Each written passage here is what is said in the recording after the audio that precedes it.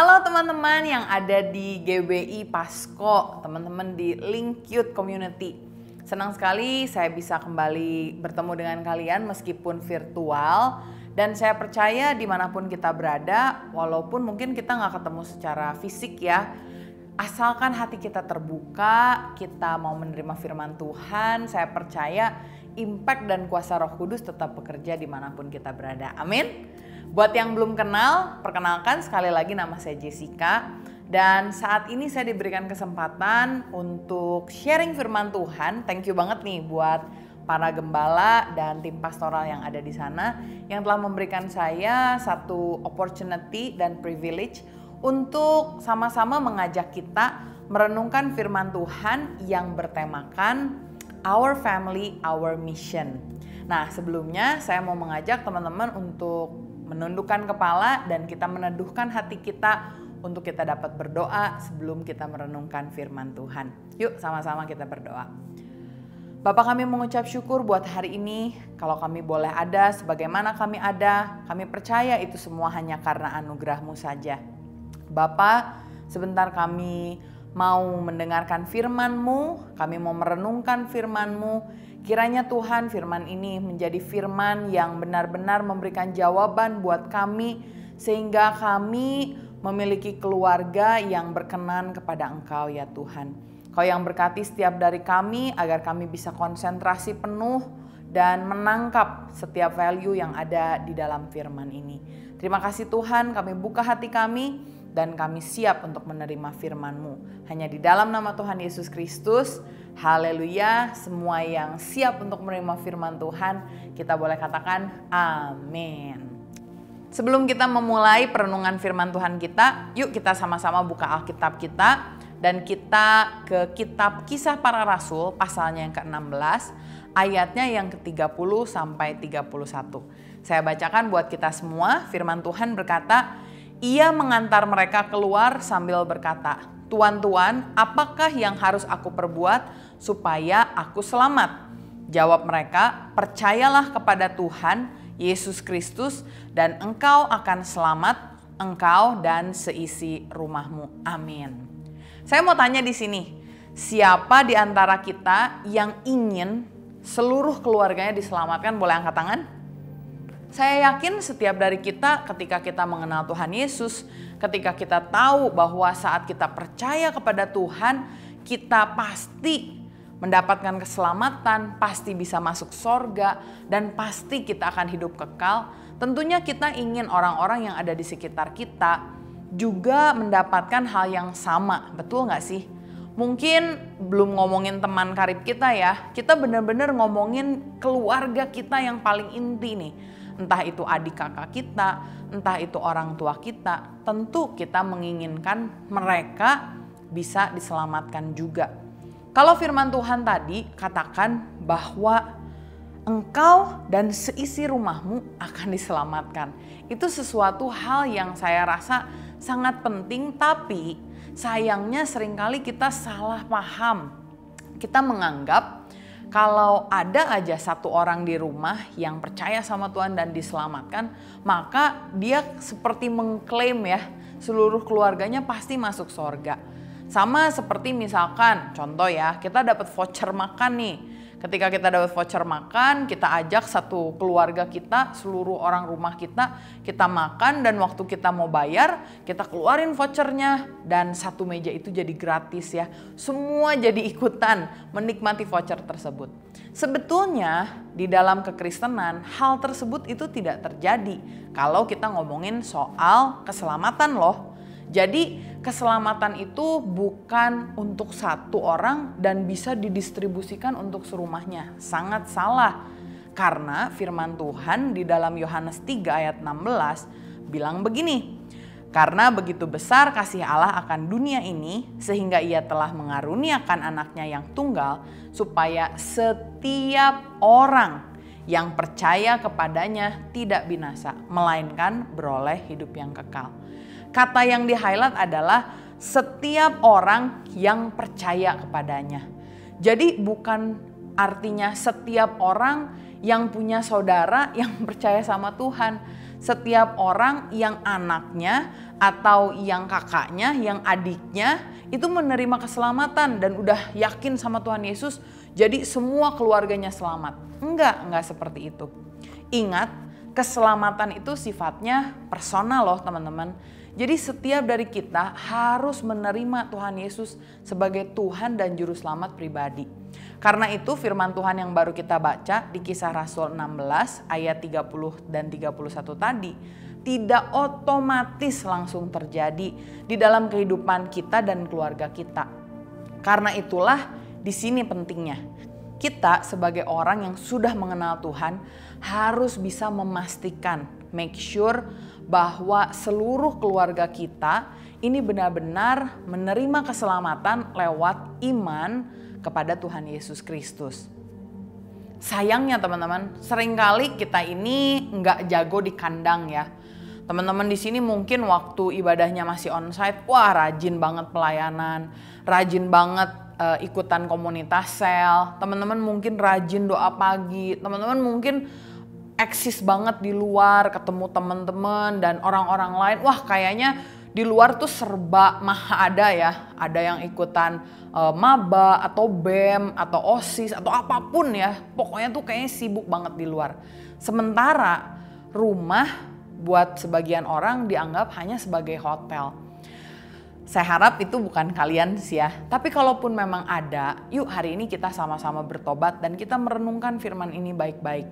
Sehingga benar-benar misi kita adalah untuk memastikan setiap dari keluarga kita mengenal Tuhan dan percaya kepada Tuhan. Dan selain itu kita juga sangat rindu, bener gak sih? Untuk kita bisa feel at home di rumah sendiri. Jangan kita malah merasa kayaknya saya at home di kosan teman, di rumah teman, atau mungkin di gereja is good. Tapi ingat, kita diciptakan, diberikan sama Tuhan satu keluarga di mana di dalam keluarga itulah kita harus berdampak. Puji Tuhannya, karena ada pandemi ini, teman-teman yang biasa males banget ada di rumah, teman-teman terpaksa ya. Walaupun terpaksa ya teman-teman tetap ada di rumah. Saya bisa lihat gitu, ini adalah cara Tuhan bekerja melalui kehidupan kita. Mungkin selama ini kita nggak pernah, karena kita punya option ya untuk keluar, kita punya pilihan untuk nggak stay at home gitu ya. Jadi kita banyak meluangkan waktu di luar. Ketika kita ada di dalam rumah, wah kita pokoknya pengen cepet-cepet tidur, pengen cepet-cepet pagi, pengen pokoknya nggak mau bergaul sama orang rumah kita. Tapi lewat pandemi ini dahsyat banget teman-teman. Kalian harus ya dipaksa ada di dalam kondisi di mana kamu harus menghadapi keluarga kamu. Dan hari ini saya berdoa banget biar firman Tuhan benar-benar bisa membuat kalian sadar dan terutama memperlengkapi kalian dengan hal-hal yang praktis. Gimana sih caranya kita bisa jadi berkat buat keluarga kita. Karena itu kita mau lihat ada satu tokoh di dalam Alkitab yang awalnya pun dia bukan orang yang berdampak baik buat keluarganya. Tapi di akhir kisahnya kita melihat dia melakukan hal-hal yang membuat keluarganya bisa utuh dan pulih kembali. Bisa tebak gak siapa namanya? Ya, namanya adalah Yusuf. Kita mau melihat dari kehidupan Yusuf setidaknya ada 4 hal yang dia lakukan sehingga dia bisa berdamai dengan keluarganya dan bahkan berdampak dengan positif kepada keluarganya. Hal yang pertama saya pengen teman-teman lihat yang dilakukan Yusuf adalah dia membuka diri. Firman Tuhan diambil dari Kejadian 45 ayatnya yang pertama sampai yang ketiga. Firman Tuhan bilang gini, ketika itu Yusuf tidak dapat menahan hatinya lagi di depan semua orang yang berdiri di dekatnya. Lalu berserulah ia, suruhlah keluar semua orang dari sini. Maka tidak ada seorang pun yang tinggal di situ bersama-sama dengan Yusuf. Ketika ia memperkenalkan diri kepada saudara-saudaranya. Setelah itu menangislah ia keras-keras sehingga kedengaran kepada orang Mesir dan kepada seisi istana Firaun. Dan Yusuf berkata kepada saudara-saudaranya, "Akulah Yusuf, masih hidupkah Bapak?" Tetapi saudara-saudaranya tidak dapat menjawabnya sebab mereka takut dan gemetar menghadapi dia.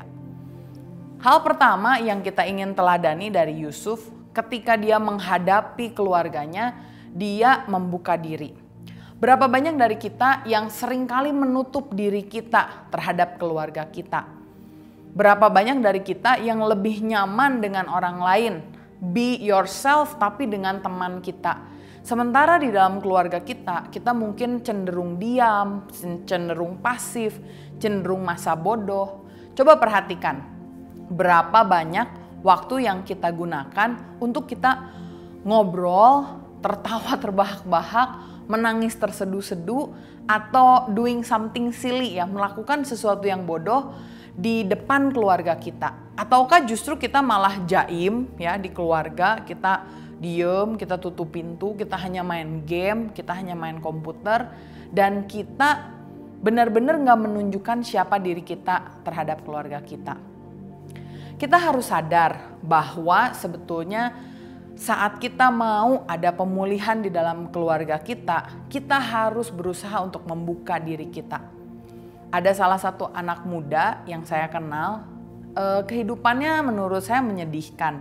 Karena dia menyimpan banyak kepahitan, dia tidak suka sama orang tuanya, dia tidak suka sama adiknya, tapi dia tidak mau membuka dirinya.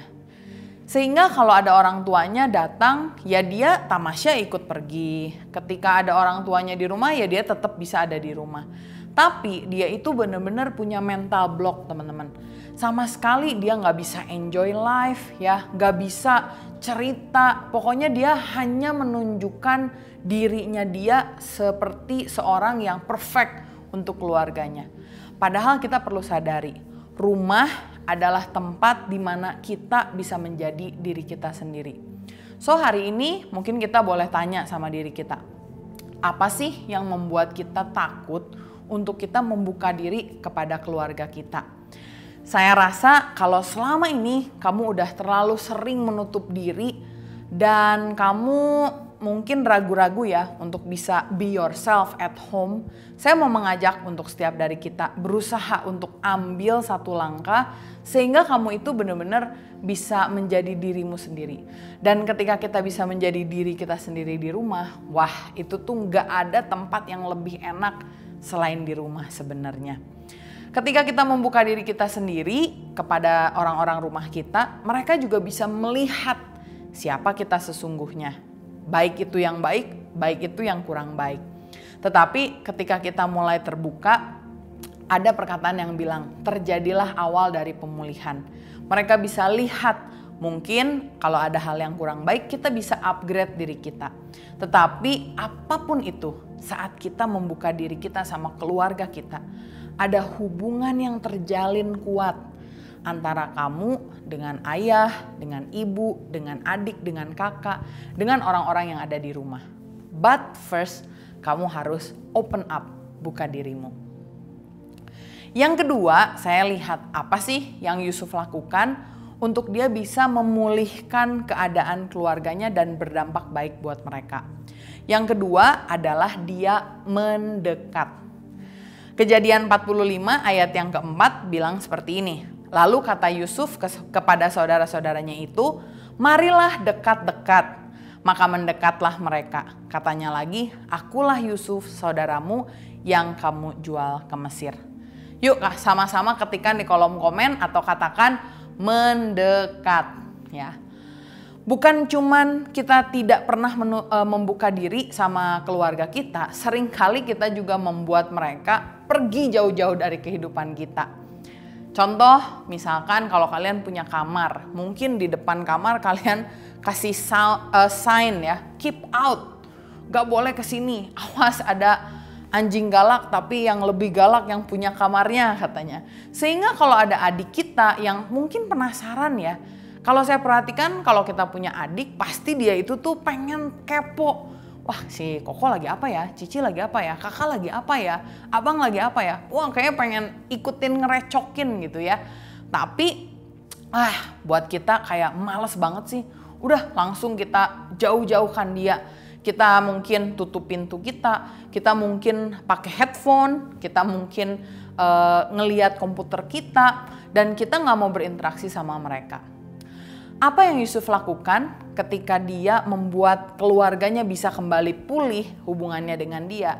Bukan cuma dia memperkenalkan dirinya dia siapa, bukan hanya dia membuka dirinya, tetapi dia juga menyuruh mereka mendekat.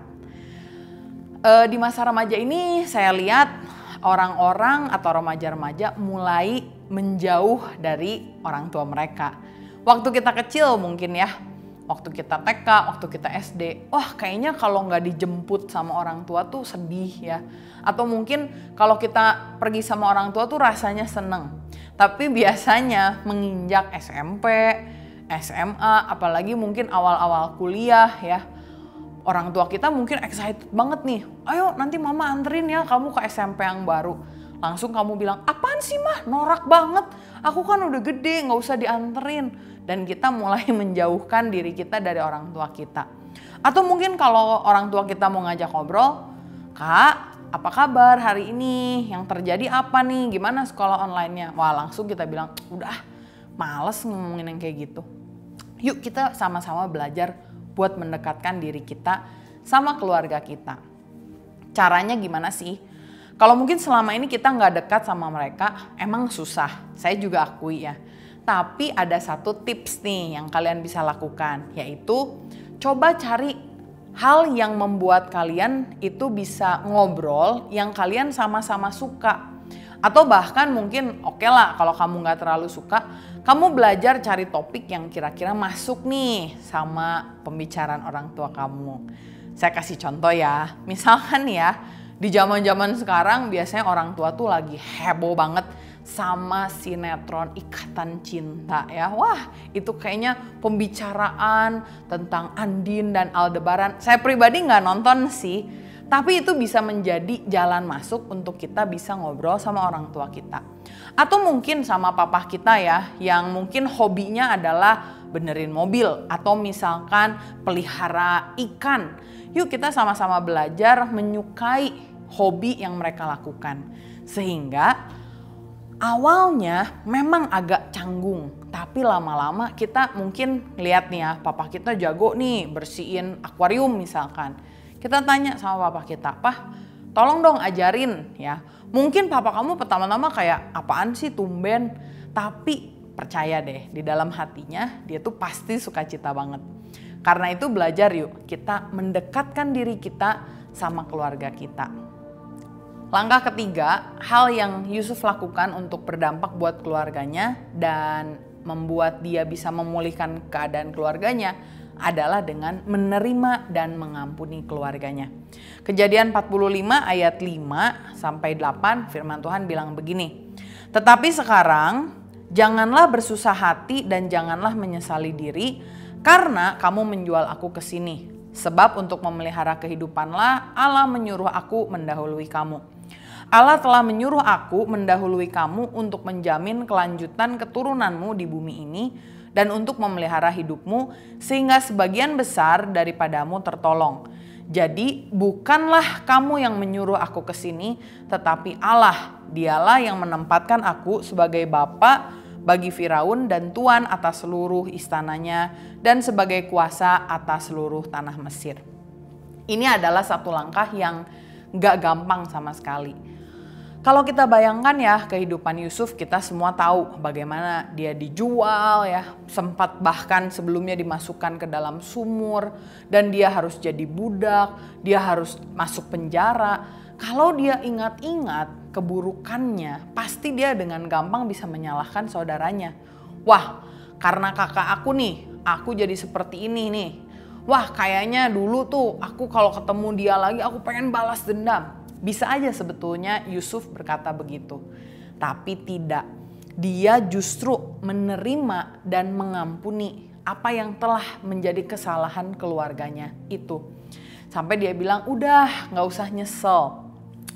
Aku melihat bahwa yang membuat aku ada di tanah Mesir itu Tuhan, bukan kamu.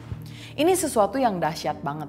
Seringkali kita sebagai anak muda ya, gampang banget menuntut.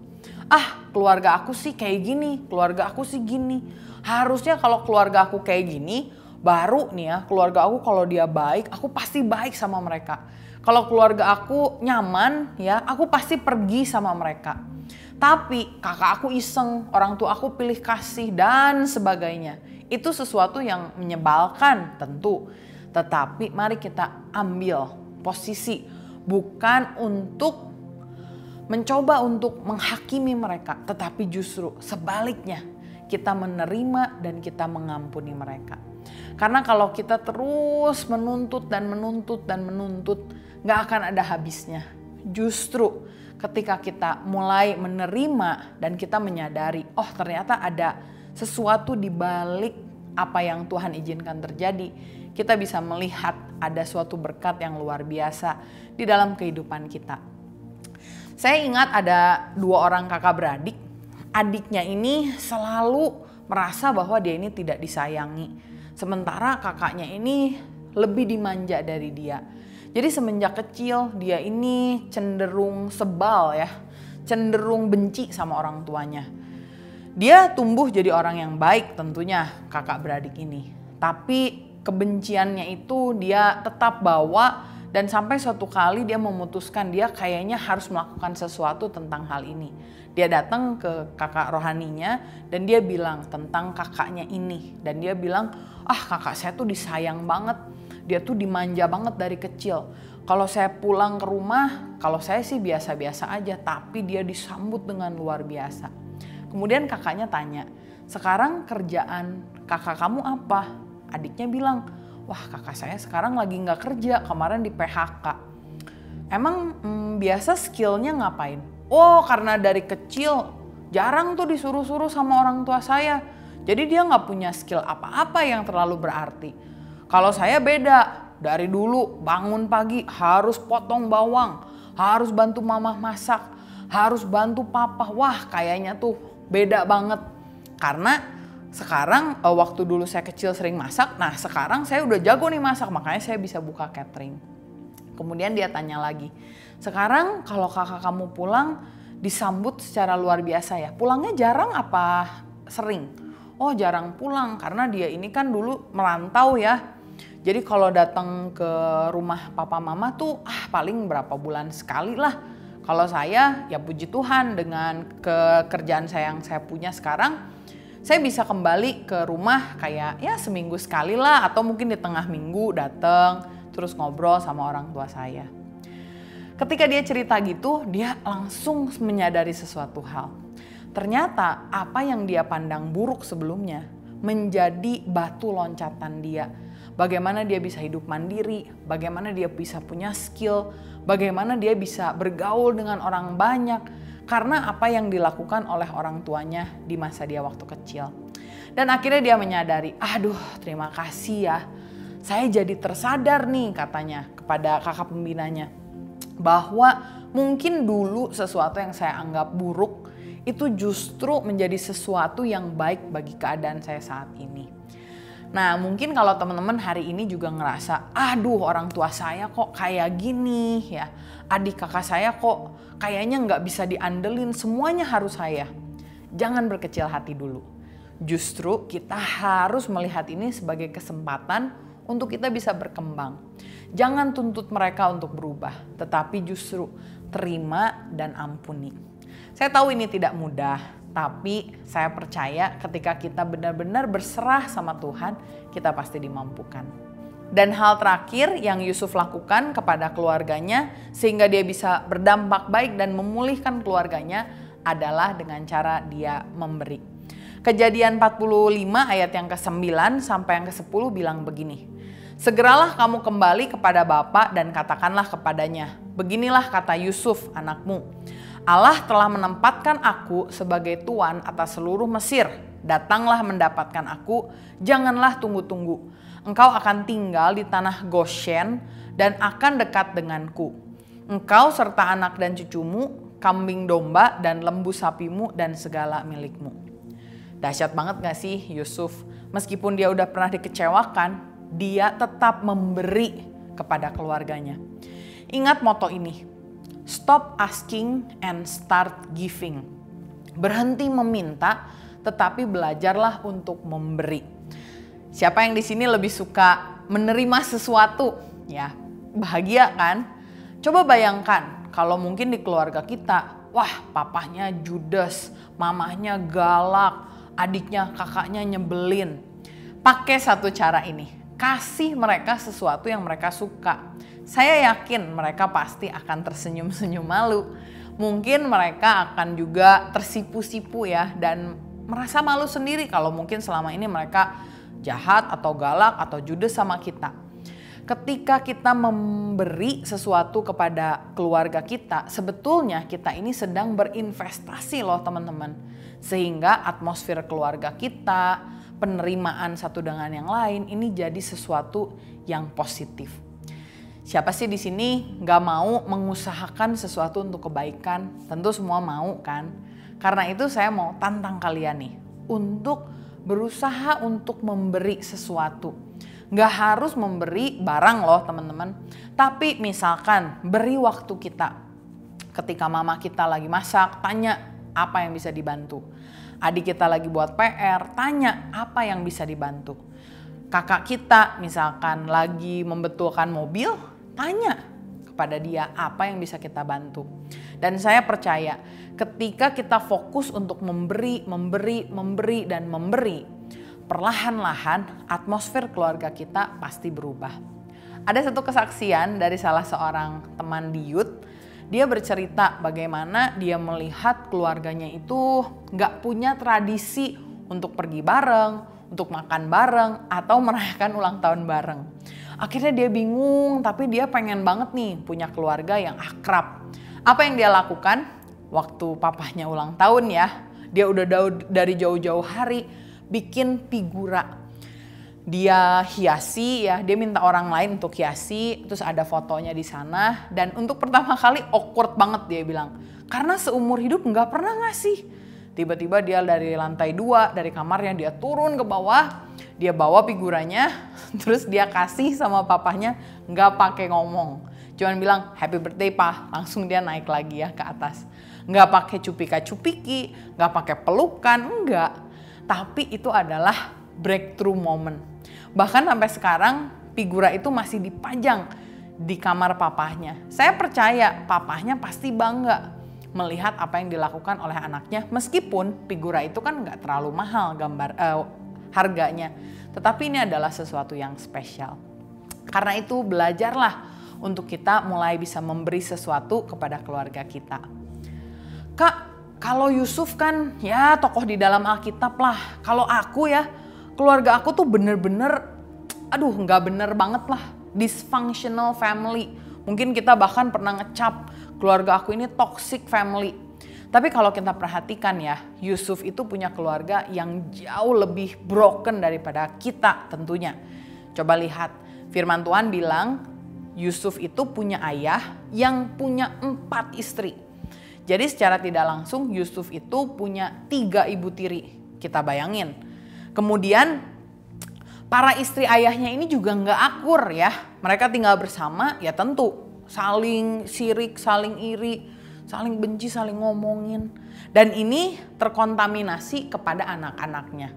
Mana lagi Yakub adalah orang yang pilih kasih. Jadi kita bisa lihat ya dinamika kehidupan di dalam keluarganya Yusuf. Kemudian Yusuf juga hanya punya 1 saudara kandung dan dia digencet banget sama kakak-kakaknya. Dan kalau kita lihat awalnya Yusuf juga tidak bisa memberkati keluarganya. Bagaimana dia menjadi sumber konflik, bagaimana dia kalau ngomong nyebelin ya. Bagaimana dia ini sementara orang kakak-kakaknya bekerja dia enak-enakan di rumah. Mungkin kalau zaman sekarang kakaknya lagi kerja dia lagi nonton Netflix ya. Mungkin lagi makan sambil leha-leha main HP. Mungkin seperti itu. Tapi ingat, yang namanya proses Tuhan terjadi. Karena pada akhirnya kita percaya Tuhan menempatkan kita di dalam sebuah keluarga untuk kita bisa berdampak positif di dalam keluarga itu. Karena itu kita lihat apa yang harus kita lakukan sebelum kita bisa melakukan keempat hal itu, sebelum kita bisa membuka diri kepada keluarga kita, sebelum kita bisa mendekat sama keluarga kita, sebelum kita bisa menerima bahkan mengampuni dan kita bisa memberikan sesuatu kepada keluarga kita, kita pertamalah yang harus diproses sama Tuhan. Yusuf diproses sama Tuhan kira-kira 13 tahun lamanya. Dan dia selama 13 tahun itu banyak mengalami jatuh bangun. Tapi ada satu hal yang dia tetap lakukan. Dia tetap taat dan dia tetap setia mengikuti apa yang menjadi kehendak Tuhan. Dan pada akhirnya Yusuf sendiri menjadi pribadi yang berubah, yang bisa membawa perubahan bahkan berkat bagi keluarganya. Hari ini saya mau berdoa untuk teman-teman yang ada di rumah atau dimanapun berada. Kalau hari ini kamu merasa bahwa keluarga saya tuh beyond help, toxic family, dysfunctional family, dan saya juga bukan anak yang rohani banget, pengen menjangkau keluarga. Enggak, saya enggak seperti itu. Bahkan saya masa bodoh lah sama mereka. Saya mau berdoa biar setiap dari kita nangkep pesan ini, di mana kita bisa menjadi berkat buat keluarga kita. Walaupun kita belum mampu saat ini, tapi percaya deh, Tuhan bisa mengubahkan kita sebagaimana Tuhan juga memproses Yusuf. Asalkan kita taat dan setia. Kita taat sama firman Tuhan, kita tetap menghormati orang tua kita. Kita tetap peduli dengan orang-orang di sekitar kita. Kita mengasihi mereka. Dan lama-kelamaan perasaan-perasaan yang negatif itu pasti Tuhan kikis dan singkirkan. Sehingga suatu saat kita bisa benar-benar menjadi berkat, bisa melakukan setidaknya 4 hal itu di dalam keluarga kita. Dan firman Tuhan yang tadi kita baca pertama di Kisah Para Rasul 16 akan terjadi di dalam keluarga kita. Saat kita percaya dan kita menjadi berkat buat sekitar kita, orang di sekitar kita, keluarga kita bisa melihat Tuhan. Dan dari situlah mereka akan percaya kepada Tuhan dengan sepenuh hati. Kiranya firman ini menguatkan setiap dari kita dan Roh Kudus yang akan memampukan kita untuk benar-benar bisa menjadi berkat buat keluarga kita. Yuk sama-sama kita tundukkan kepala, kita berdoa. Bapa, kami mengucap syukur untuk firman Tuhan yang disampaikan pada hari ini. Engkau yang tolong kami Tuhan menjadi seperti Yusuf yang bisa menyelamatkan keluarga kami dengan cara kami berdampak baik kepada mereka. Sehingga kami menjadi terang di dalam kehidupan mereka yang menunjukkan mereka kepada Kristus yang ada di dalam kami. Kalau mungkin selama ini kami masih sulit untuk menaati firman-Mu, tolong Tuhan bantu kami sehingga kami mampu untuk taat dan setia dalam proses-Mu. Hal-hal yang mungkin kami tidak suka, hal-hal yang harus terjadi, Engkau yang tolong kuatkan kami Tuhan. Sehingga kami bisa berubah menjadi seperti Yusuf, ciptaan yang baru Tuhan. Di mana kami bisa benar-benar mengasihi orang yang mungkin menyakiti kami, yaitu salah satunya adalah keluarga terdekat kami. Kami tahu Tuhan, setan berusaha untuk menghancurkan keluarga-Mu. Tapi kami berdoa Tuhan, biarkan Engkau yang memakai setiap kami untuk menjadi pilar di dalam keluarga kami. Terima kasih Tuhan, kami memberkati komunitas ini. Biarkan komunitas ini terus bisa menjadi komunitas yang positif, yang mendorong setiap jemaatnya ke arah perubahan yang positif. Sehingga meskipun kami sedang berada di dalam pandemi, tapi keluarga kami menjadi keluarga yang kuat. Tidak sama seperti dulu, tetapi keluarga yang saling mendukung, saling menghormati, saling memberikan dukungan dan jawaban untuk anggota-anggotanya. Terima kasih Tuhan, Kau yang materaikan firman ini dalam dan kuat di dalam hati kami. Hanya di dalam nama Tuhan Yesus Kristus kami berdoa dan mengucap syukur. Haleluya. Amin. God bless you guys.